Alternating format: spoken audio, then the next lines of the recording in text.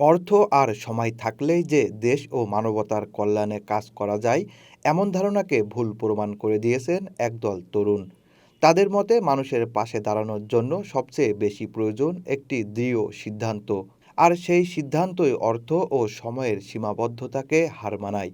এমনই এক মানবিক ও স্বেচ্ছাসেবী সংগঠনের নাম আমাদের টিম। শুরুটা হচ্ছে 2022 সালের অক্টোবরে একটা ঝড় হয়। ঝড়টার নাম হচ্ছে সিতারাং।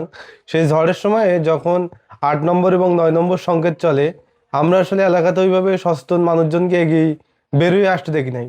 এবং সাইক্লোন শেল্টারগুলোতে বিভিন্ন ও, অন্য ব্যক্তি বা স্কুলের শিক্ষকদের কাছে চাবি থাকে, তারা ওইভাবে দায়িত্ব নিয়ে খোঁজে না।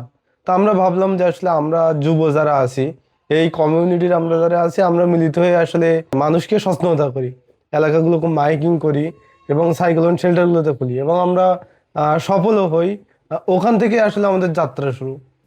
সাতক্ষীরা জেলার দেবহাটা উপজেলার টাউন শ্রীপুর বাজার থেকে যাত্রা শুরু হওয়া এই সংগঠনটি বর্তমানে জেলার বিভিন্ন এলাকায় মানবিক ও সামাজিক কর্মকাণ্ড পরিচালনা করে প্রশংসা কুড়াচ্ছে। সংগঠনটির যাত্রা শুরু হয় এক সংকটময় মুহূর্তে। সেই মানবিক উদ্যোগই পরবর্তীতে একটি সংগঠনের রূপ নেয়। এরপর থেকে থেমে নেই আমাদের টিম। লেখাপড়ার পাশাপাশি সংগঠনটির সদস্যরা অসহায় মানুষের পাশে দাঁড়ানো, বিভিন্ন সামাজিক কার্যক্রম পরিচালনা, অসুস্থ ও দুস্থদের সহায়তা, পরিচ্ছন্নতা অভিযান সহ নানা মানবিক উদ্যোগ বাস্তবায়ন করে চলেছেন নিয়মিত। আমাদের মেইনলি 10টা ইস্যু নিয়ে কাজ করি। তার ভিতরে ফার্স্ট হচ্ছে মানব সেবা, সেকেন্ড হচ্ছে রক্তদান কর্মসূচি, বৃক্ষরোপণ কর্মসূচি, তারা প্রাকৃতিক দুর্যোগে সচেতনতা বৃদ্ধি, তারপর হচ্ছে গরিব ও মেধাবী ছাত্রছাত্রীদের আমরা শিক্ষা সামগ্রী বিতরণ করি, তারপর হচ্ছে কুসংস্কার মুক্ত সমাজ।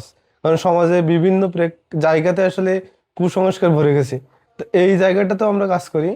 তারপর একটা হচ্ছে যুবদেরকে আমরা যুব যারা আছে তাদেরকে যুব উন্নয়ন সমাজসেবা এই অধিদপ্তরের আওতায় আমরা লিঙ্ক করে তাদেরকে ট্রেনিং এর যে বিষয়গুলো আছে এইগুলো কাজ করি আমরা।